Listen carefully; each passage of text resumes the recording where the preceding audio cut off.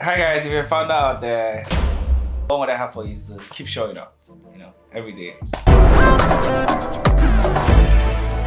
You're watching the Career Series powered by MTN. I'm your host, Talula Doherty Adetono, and today's guest is Kelvin Umechukwu. He is the co-founder and CEO of Bumper, which is an e-commerce platform for small businesses.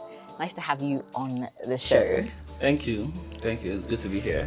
Fantastic. So let's talk about Bumper, the Bumper story. How did the idea for Bumper come about? How did you meet your co-founder? I just want to know all about how it kicked off. Okay, so the journey started a little bit over 10 years ago. I was studying mechanical engineering at OAU, Obafemi Awolowo University, and my co-founder also was studying in the same school. We had just released different products. So myself, I was working with my team, CloudShot, where we released a product called Voice App. It had like 2,500 students using it. It was a little bit big then. But my co-founder, at the time, I did not really know him. I knew him as this guy that was like this badass tech guy. He was studying law at Adetunji. He was studying law, but he was this badass coder. And he released a platform called I rep OAU, which is like a social media for OAU. So I reached out to him because, as someone that was building stuff for me, I was like, oh, okay, let's meet up. And that's how we met. This was over 10 years ago, and then we basically connected. Fast forward a few years after, when I was graduating at 2017, I reached out to him that, I was graduating, how far, he had already started a company called Host Cabal. Okay. And this company, basically what we were doing then was just a hosting platform for developers that needed to put their stuff online.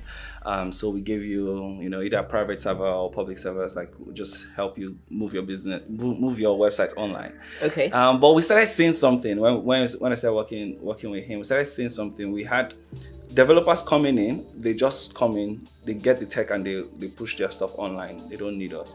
But these new customers that were coming in, they did not have the technical knowledge the know-how to build their own websites. So they started asking us, can we build the websites for them? We're like, okay, we're reluctant, but then it meant business for the company. So we're just like, okay, let's do it. So we started building websites for this new set of customers. So these were entrepreneurs, small business owners. And it was just becoming difficult because there was a lot of people and we were trying to build them individually, websites individually. Yes, just like, I can imagine. How can we automate this? And we saw Shopify, what Shopify was doing in North America. So we're like, how do we replicate something like this such that people can, without even needing us, they can basically get their websites.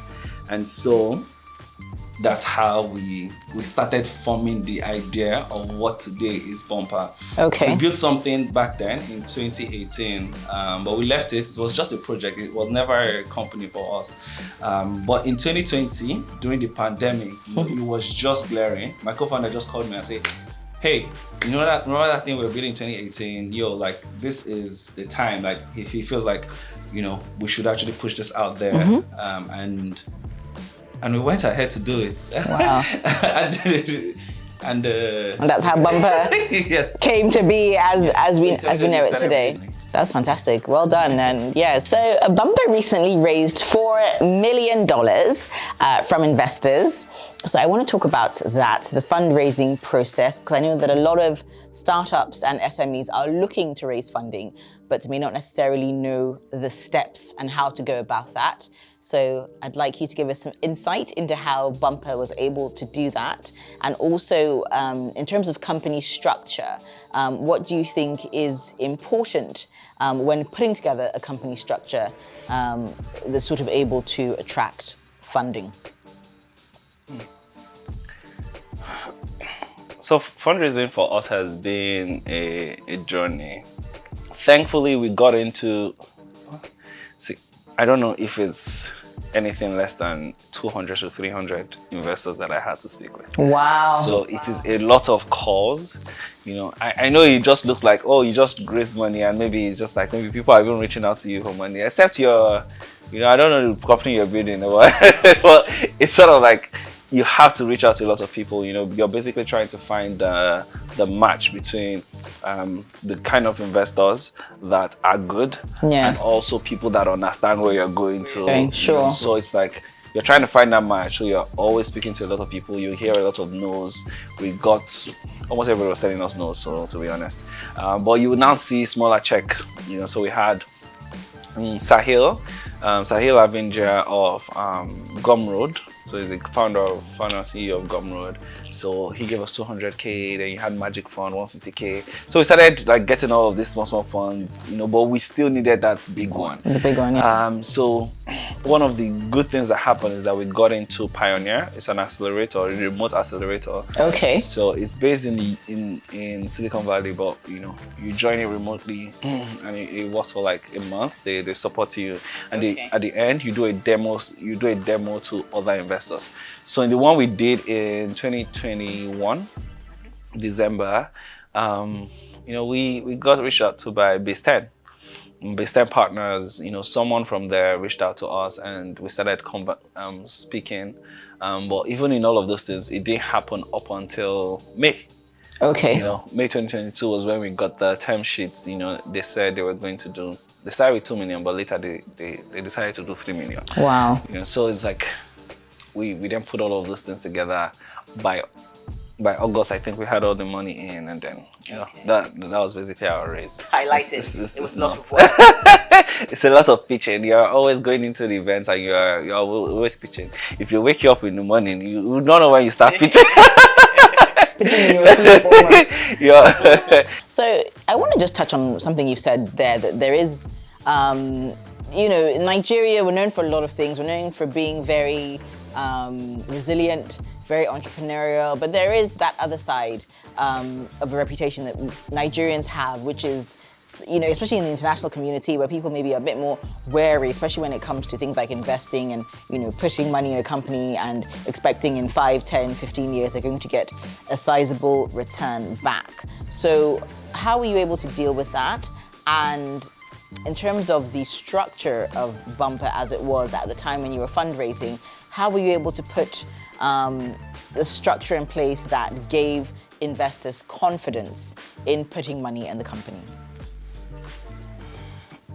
So in terms of the navigating all of those things, I would say what I try to tell people that say, I want to start a company, I would say, first of all, be in the ecosystem, be an operator, like work in known organizations, let your work be seen, let your work be out there, because that definitely helps a lot. When these investors were going to, invest, they reached out to my former bosses, they reached out to the people. They wanted to see that, this is not just coming from one place. So even if I've seen people that are very skillful, they are doing something beautiful, but nobody's putting in money just because, they are unknowns. They just feel like, if I put money in this person, I'm not just going to know where the person is. So it's always like, you want to be able to build up that, should I say, social credit, build up that momentum, just in your own self, in your own career. So that would definitely help. In terms of the structure, I don't know if there's a particular structure that basically attracts investors, but the most important thing that they will want to see is that you're transparent, and then you have clean books. I had a meeting with Ian Yaboyeje, and the first thing he told me was like, get an accountant. This was when we were very few. I was like, accountant should be something I should get, later. Yes. I can just be adding it. We had this sheet where we put all our expenses, but he said that, and we did, after a few months, and that really helped because our books are very clean. Like, you can, anytime an investor just asks for this, like, it's available. Yes. This projection, all these financials, trial balance, all of those things are ready because we're sort of prepared. And up until the December last year, we always gave investor updates monthly. So it's that kind of thing where you are always updating the investors. They not just put money and then you're not. Yes, you disappear. They're not hearing from you. So it's like, yes. So in terms of just there's that structure that's ongoing, but then there's also probably good corporate governance. and I think just having a good relationship with the investors can also help, but yeah, I think those are like the key things that I would say that are important. Okay, thank you so every much. other thing will be still on the discretion of the investor. Of the investor, yes. Kelvin, so Bumper currently has 50,000 merchants registered and counting. Can you talk to us about the journey from 1 to 50,000 and what the company has done in order to be able to grow to that sort of a significant number? Because I'm sure there's people watching who have maybe 20, 30, 40, and they're dreaming of getting to 50,000. So how was that able to be made a reality? We've done a lot of things. We've done a lot of things. So I think in the early stages, and I think the strategies have always changed, just based on how we're growing. But in the earlier stages, it was just basically reaching out to people and trying to get them to sign up. But now we do a lot of events. So we position our brand as that small business owner brand. We want to support you, want to help you grow. And so like right now, today we're doing something called BWC, Bumper Women's Conference. So over 90% of our customer base are women. So literally, if we position, rightly, we should be able to get more women. And we have, I think, 3,000 people registered for that. Okay. So that's like one way that we grow our customer base. Trying to just position as that brand that helps business owners. So there are sales training, things that help your business grow, how to do this, how to do that, how to run ads, how to, reach out to more customers, how to, get your customers to buy again. We always do that training to basically help people to grow their business. Okay. And that way we are seen as that brand that is basically that is helping them do this, and by just that fact, they get to sign up and use Bumper for their businesses. So yeah, I would say it has been a journey. At some point, we were going to Computer Village, reaching out to business owners, physically. We do a lot of marketing. But we have a lot of, and I think the one thing that's really going for us is that we have customers that love us. If I could say that, so people that just get to talk about what we're doing, either they're talking about something about Bumper or they're talking about the product itself, and we do some things that are not yet in the market. Like for instance, our Meta integration is not in the market in Africa. Yes. Yes. So that gets us to it gets us to be in the conversation. People want to know. So for people who don't know, can you tell us what your Meta integration is? Okay, yes. So we had the integration with Meta that basically helps the business owners that sell on Instagram get their DMs directly on Bumper app.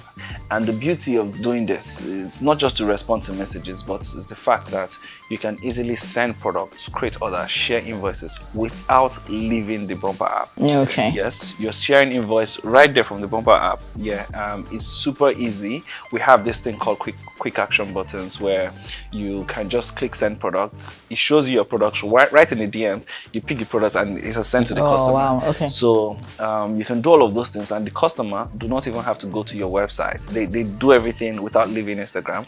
You do everything without leaving Bumper app. So it's like a way for you to sell 50 times faster than you would normally sell.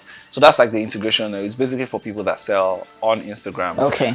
In totality. So thank you so much for coming on the Career Series and giving us just a lot of insight into the world of e-commerce, the world of tech, and also talking to us about your strategies, reaching out to others, being resilient, and just always learning and always pushing yourself. I feel like those have been the key drivers in your success.